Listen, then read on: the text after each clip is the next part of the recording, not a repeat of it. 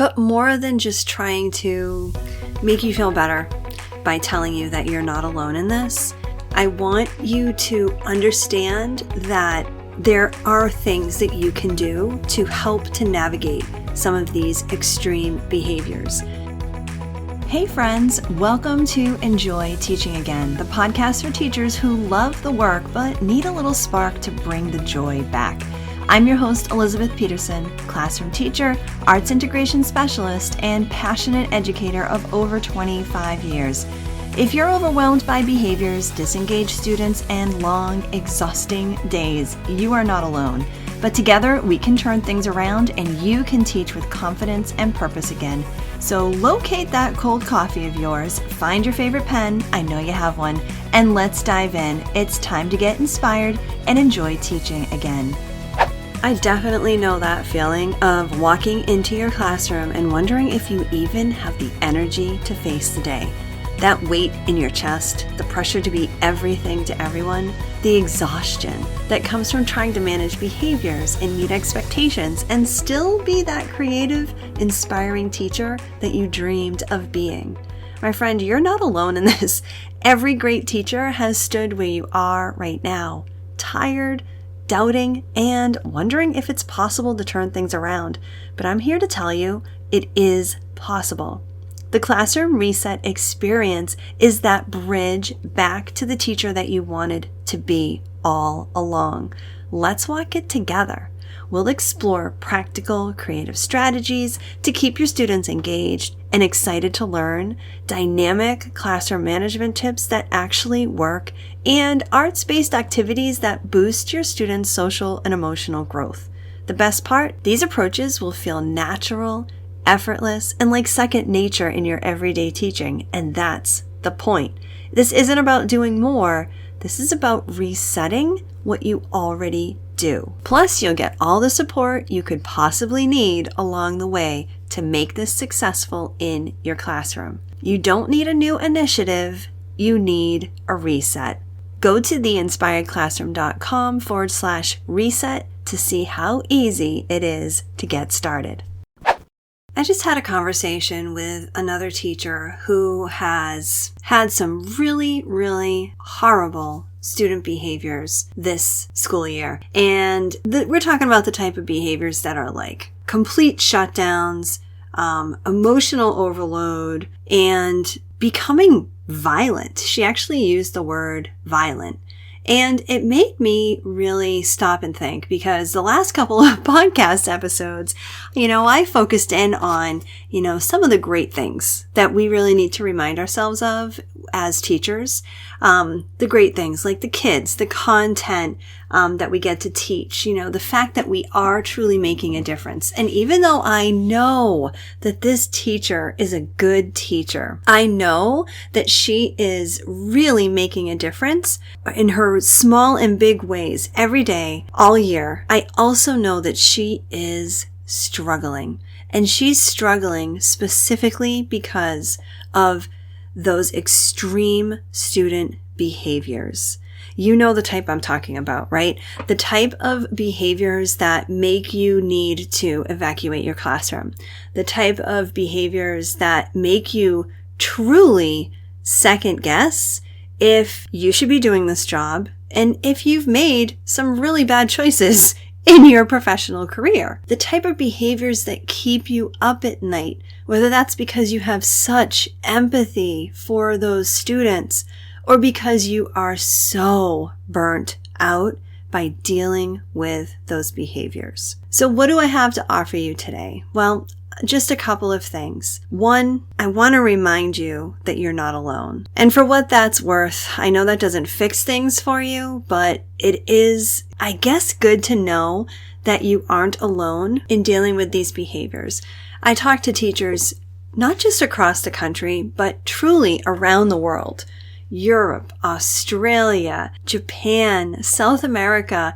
I talk to so many teachers who are also dealing with these behaviors. This is something that is going to have to be really addressed in our education system, it's something that we really are going to need to start addressing as a society. But more than just trying to make you feel better by telling you that you're not alone in this, I want you to understand that there are things that you can do to help to navigate some of these extreme behaviors.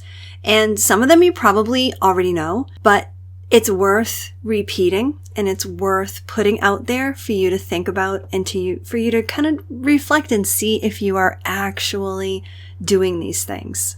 Okay, and some of what I'm going to be saying comes directly from one of my resources called the Behavior Blueprint. And some of you may have access to this if you are in the Classroom Reset. So if you're interested in learning more about this resource, I'll put the link in the show notes. But here are 5 steps that you can use to handle disruptive behavior in your classroom, okay? And I'm going to just kind of go over a summary of each step. Step 1 is to really assess the situation as it's happening before you take any action. Look and assess the situation to understand the root cause of the disruption. Is the student acting out due to boredom? Or is it frustration? Is it attention-seeking behavior? Or some other kind of underlying issue? You can do this type of assessment by observing the student's body language, consider any recent changes in their behavior, consider what happened before the behavior started. And this is important information to have because this is going to help you to provide some valuable insights, and it's going to be really important when you are trying to document what the situation is, especially if it's something that keeps repeating itself. Okay? As you're doing this, as you're assessing, as you're deciding that you're going to handle what's going on in front of you, take a deep breath and remind yourself that you do have some control over yourself and you can help the situation. Okay? All right. The next step is to redirect attention. So once you've kind of assessed what the situation is, consider how you can redirect the student's attention back to the task at hand.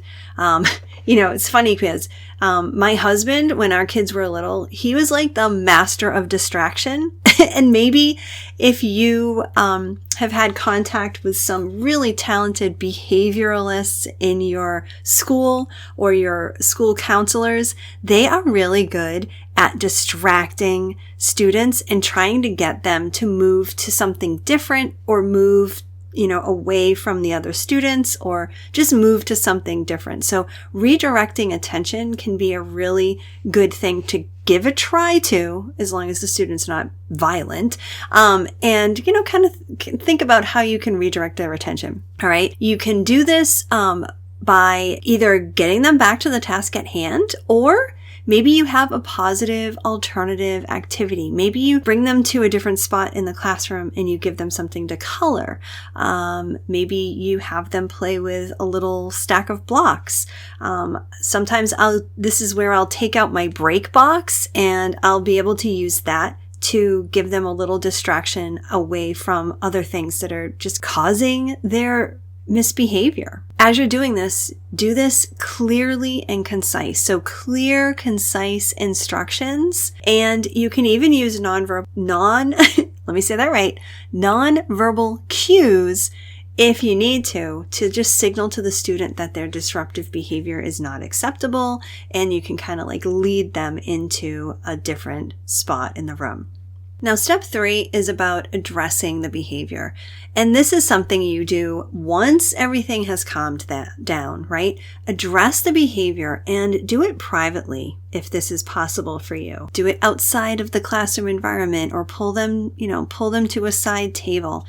This one-on-one approach is going to really allow you to discuss the issue calmly and confidently without drawing any unnecessary attention to the student or to the student in front of their peers, which you definitely don't want to do. And when you're talking to a student, this is all after the situation has happened, and hopefully you've been able to successfully do step 2, which is redirect their attention. You want to really give yourself the opportunity to actively listen to them and put on your empathetic hat and really hear what that student has to say and see if they can verbalize or draw out or something, just kind of try and have some communication about what the behavior is and how you might be able to help that student. Step 4 is about consequences, because it really is important that the student does get some kind of consequences.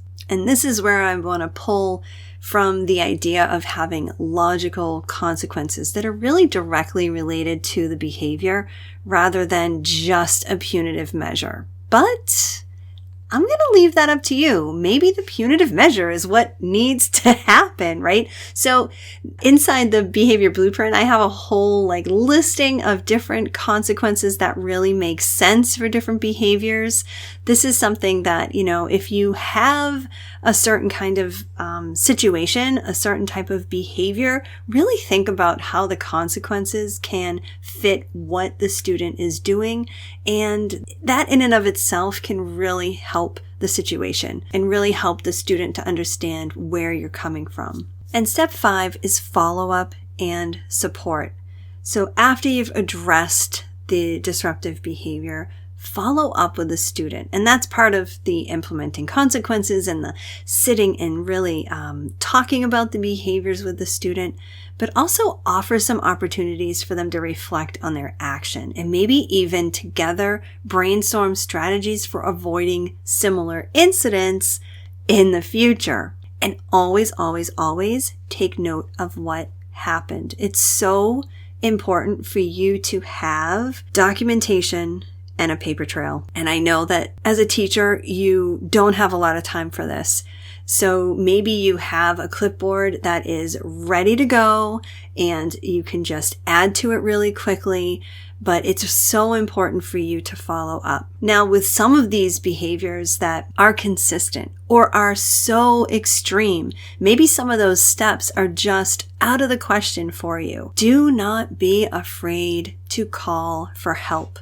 I talk to so many teachers who want to try and handle everything on their own. And that does 2 things. It hurts you and it takes you away from the other students in the classroom. If you are not a behavioralist yourself, maybe the best thing you can do is call in for backup. So get to know who are the people you can call. Who can you call on the phone? Who can you walkie on your walkie? Who can you press a button and get to you as soon as the behaviors are escalating, or even before they're escalating, really. When you see that trigger happening in your classroom because you've put in the work for that step 1, you've assessed the situation when behaviors start and you are understanding why these behaviors are happening. When you see that trigger happening, call for backup. Call the office, call the behavioralist, call the school counselor, whoever it is that you can get into your classroom to help you with that child, please do. And don't hesitate. And if that means for the next week, you're calling every day, multiple times a day, that is the way to go. So I really hope that this has been helpful for you.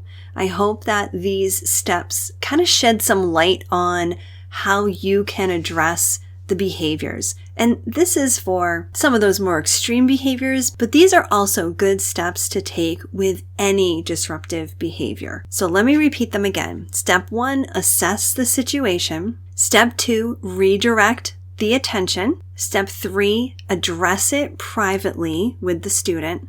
And 4, implement consequences and try and make those logical consequences that are going to make sense. And step 5, follow up and support them. And again, I'm going to add in that step 6, that if this kind of behavior continues, to absolutely call for backup. If you are interested in learning all the other resources that are inside the Behavior Blueprint, I'll put that link in the show notes. And if you have stories, if you have questions about student behaviors, about the things that are important for you and important to you, and the things that you're dealing with in the day-to-day of your classroom, I want to invite you to something.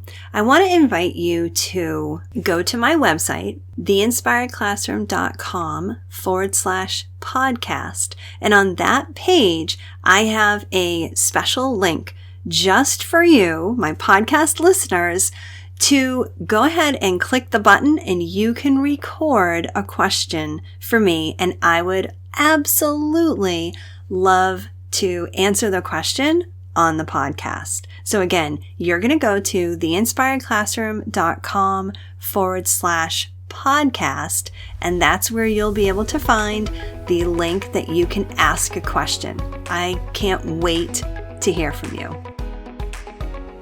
I hope this episode inspired you, encouraged you, or gave you a fresh idea to try. And if so, I would love for you to take a screenshot and text it to one of your teaching buddies. I'm so grateful that you landed here with me today, and it would mean the world to me if you would leave me a review over on Apple Podcast. Thanks so much for being here, and I'll catch you on the next episode. This is Elizabeth Peterson reminding you to get inspired so you can be inspiring to your students and enjoy teaching again.